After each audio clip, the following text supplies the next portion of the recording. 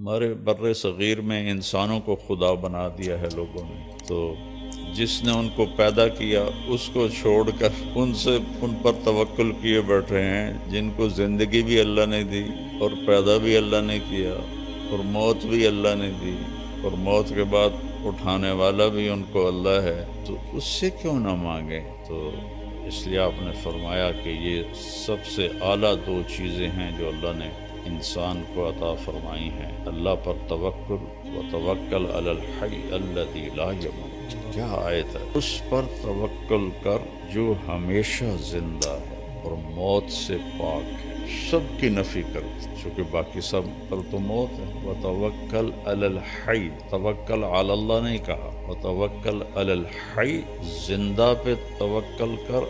اور کون سا زندہ؟ زندہ تو میں بھی ہوں، آپ بھی ہیں، الذی لا یموت، جو موت سے پاک ہے۔ وسبح بحمدہ، اسی کی تسبیح پڑھ، اسی کو یاد کر۔ وکفیٰ بربک بذنوب عبادہ خبیرا بصیرا، اور تیرا رب تمہاری غلطیاں، تمہاری کوتاہیاں سب جانتا ہے، سب دیکھتا ہے۔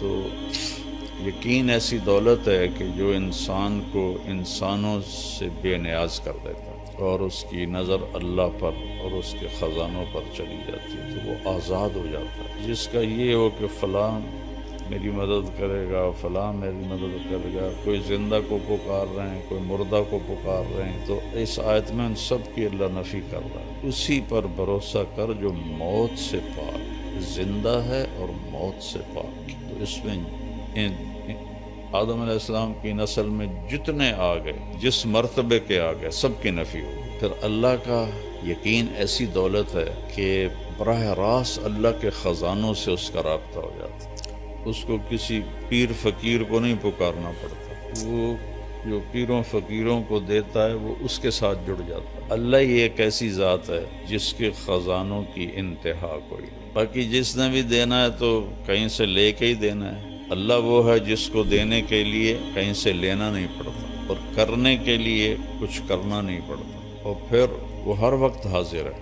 اقرب الیہ من حبل الورید، تیری یہ جو رگ ہے اس کو حبل الورید کہتے ہیں، شہرک، جس کے کٹنے سے موت واقع ہو جاتی ہے۔ اللہ تعالیٰ فرما رہے ہیں یہ دیکھ رہے ہو یہ تمہاری رگ کتنی قریب ہے، میں اس سے بھی زیادہ تمہارے قریب ہوں۔ اردو میں پکارو، ہندی میں 6010 زبانیں، 6010 زبانیں اس وقت بولی جا رہی، میں نے پڑھا تھا 6010 زبانیں بولی جا رہی، اور ہر زبان کے حروف، الفاظ الگ الگ ہیں۔ تو اللہ سب کی سنتا ہے، سب کی سمجھتا ہے۔ 7 ارب انسان ہیں یا 8 ارب، سارے اکٹھے مل کے بھی اللہ کو پکاریں اور مانگیں تو لا یشغلہ سمع عن سمع ولا یلہیہ قول عن قول، کہ اس کو کسی جگہ بھی یہ مشکل نہیں پڑتی کہ ایس کی آنکھیں ہے، ایس کی آنکھیں ہے۔ یہاں 2 آدمی بات کرنے لگ جائیں تو میں کہوں گا بھائی ایک بولو، یا تھوڑے 2 دی کٹھی میں نہیں سمجھ آ رہا، اور اللہ کہہ رہا ہے 100 طرف انسان نہیں، آدم سے لے کر آج تک جو مر گئے اور جو آج موجود ہیں اور جو آئندہ آنے والے ہیں، وہ اور جنات ہم سے لاکھوں گنا زیادہ ہیں، تم سب کٹھے ہو جاؤ، ایک دم مانگو، باری باری مانگو تو پھر تک قیامت آ جائے گی، ٹائم ہی نہیں ملنا، تم سب مانگو اکٹھے۔ اس میں گونگے بھی ہیں جو اشاروں سے مانگ رہے ہیں یا دل سے مانگ رہے ہیں، کوئی دل سے مانگے، کوئی بول کے مانگے، کوئی آہستہ مانگے، پھر ساتھ پرندے بھی شامل ہو جائیں، درندے بھی شامل ہو جائیں، سانپ بچھو بھی شامل ہو جائیں، مچھلیاں بھی شامل ہو جائیں۔ تو کیا طاقتور رب ہے کہ جو سب کی ایک وقت میں پوری سنتا ہے، سمجھتا ہے، اور پھر سب کا چاہا ان کو دے دے تو اس کے خزانوں میں ایک قطرے کے برابر کمی نہیں آتی۔ یقین بہت بڑی دولت۔ ہمارے بر صغیر میں انسانوں کو خدا بنا دیا ہے لوگوں نے،